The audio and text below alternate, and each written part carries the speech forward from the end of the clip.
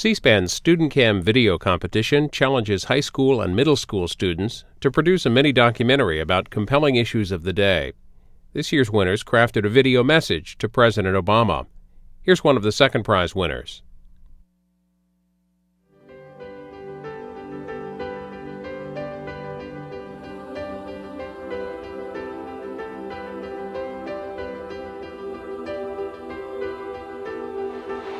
We are in the middle. We're in the middle of the worst economic crisis since the Great Depression.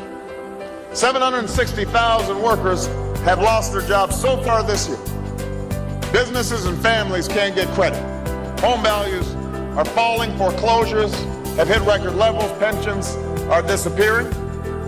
It's harder and harder for you to make your mortgage or fill up your gas tank or even keep the electricity on at the end of the month. It affects my job in the House of Representatives here in Georgia in the sense that it is my opinion that we need to do more to bring in long-term stability as far as jobs in the 106 district as well as in this country. Well, job loss in the economy affects the crime rate here in Johns Creek as well as most other cities, because you have a lot of people who normally wouldn't commit crime, and now that they're out of a job, you know, times are a little bit desperate, so they're going to be forced to, unfortunately commit a crime.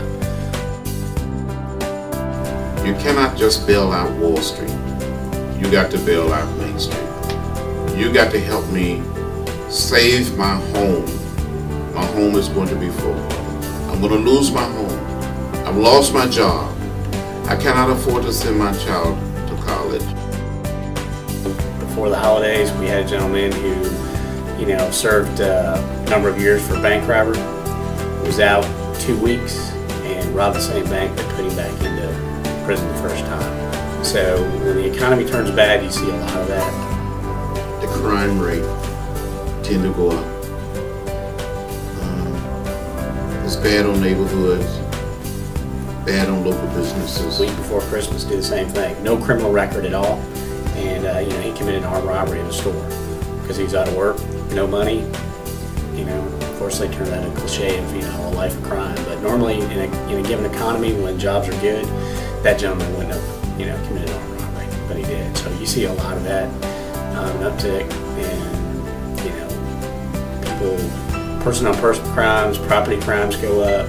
People start breaking into homes, cars, which normally wouldn't do it. So you definitely have an uptick based on that. We didn't get here overnight. It's going to take a long time for us to get out of this economic crisis that we're in.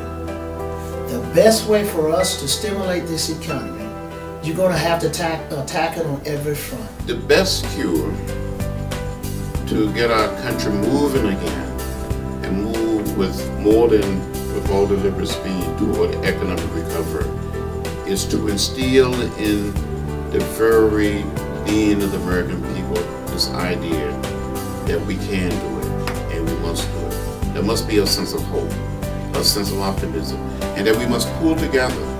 And there must be this sense on the part of the President, on the part of the Congress, to the American people, that we all are in the same boat, that we must be unified and that we must work together.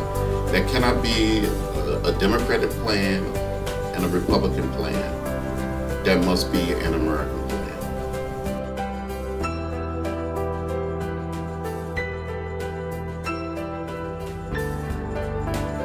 And in my opinion, the only way to do that is cut the corporate income tax structure so corporate America can bring those jobs that have gone overseas because of the tax rates overseas are more lucrative than what we have here in America. We have driven corporate America out of our job opportunities here in America. And in order to bring them back, we need to cut that corporate income tax rate so those jobs can be brought back to America, to Georgia, to the district of 106 in which I represent, so we can hire those individuals off the street to give them long-term sustainable employment.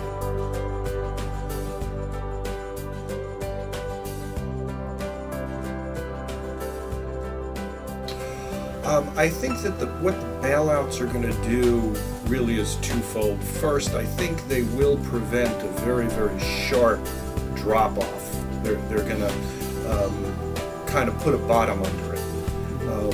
But as we learn in economics, nothing is free. And the bailouts are not free either. They're going to come at the expense of Well, when we voted for the bailout of the financial institution, many of us took what I call a great leap of faith, hoping that some of the financial institutions, especially the banks, would make money available. Personally, I was not in favor of the bailout, the AIG. I'm not in favor of General Motors bailout. And now they're talking about another segment of the population coming forward for a bailout.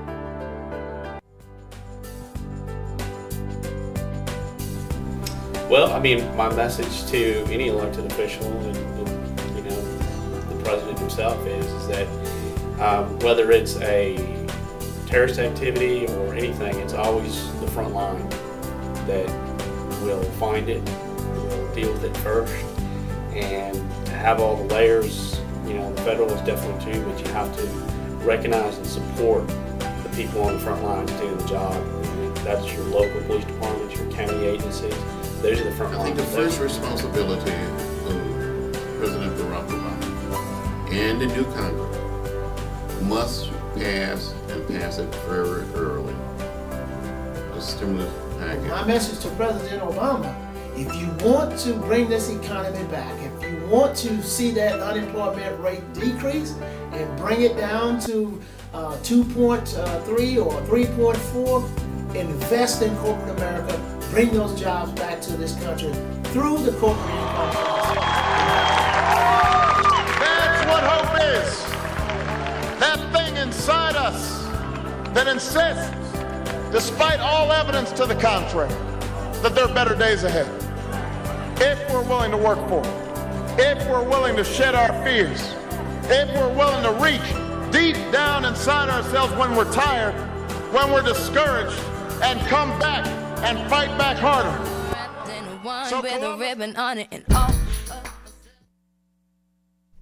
You've just seen a winning entry from C-SPAN's StudentCam video competition. To view more winning entries and to see the complete list of winners, visit studentcam.org.